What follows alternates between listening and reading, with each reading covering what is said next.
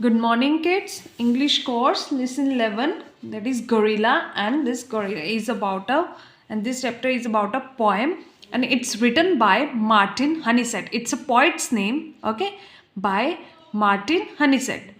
Okay, this gorilla. So before I'll start this poem, I'll just want to ask you one question. Have you ever had an unusual visitor at your house?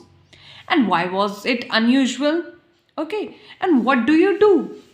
So now, in this poem, you'll come to know about a giant gorilla from a poet's poem of point of view. Okay, so now let's start.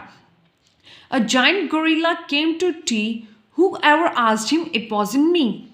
He came in through the kitchen wall. It took 6 chairs to sit him all.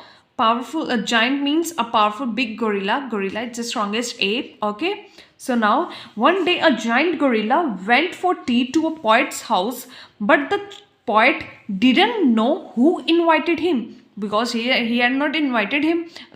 He had not invited the gorilla, and other friends also not invited the gorilla. So then the gorilla went in through the kitchen wall and took 6 chairs to sit. Then how did gorilla enter the house?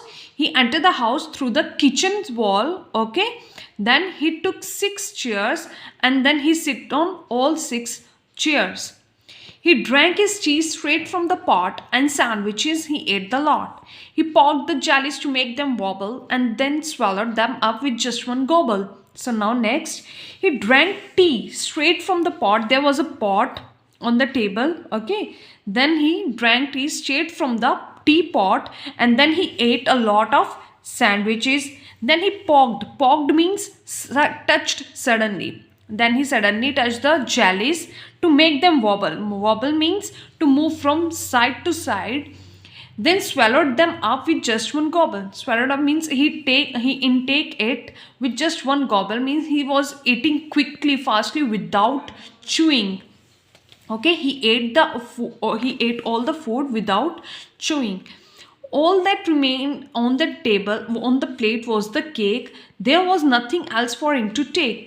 When he had eaten that, I showed him the door and hoped he would go, for there was no more. So now, on the table, everything, or the food was eaten by all gorilla. Okay, there was only one thing left on the plate, and that was the cake.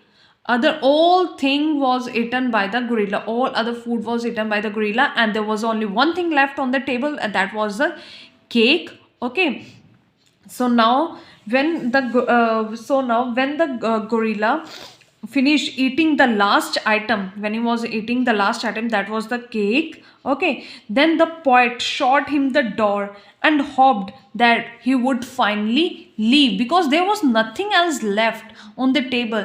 The last piece, the last item of the food, that is the cake, the gorilla ate that cake also. So now what happened? Now the poet was very angry. So what did he do? The poet showed him the door, okay, and hoped that the gorilla would finally leave.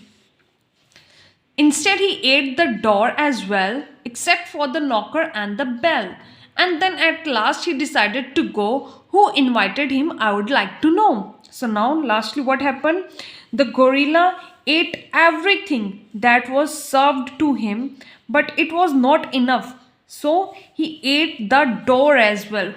The gorilla ate the door as well.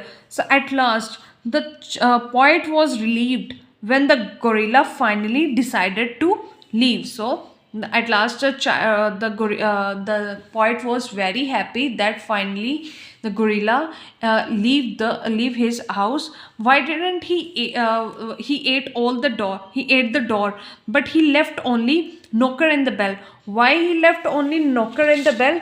Because it was made up of iron and steel, and he cannot chew that iron and steel, so he ate the door, but he accept the knocker and the bell. And then his tummy was full, the gorilla's tummy was full.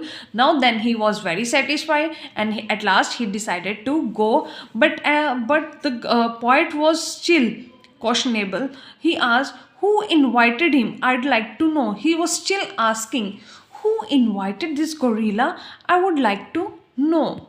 Okay, thank you बच्चे.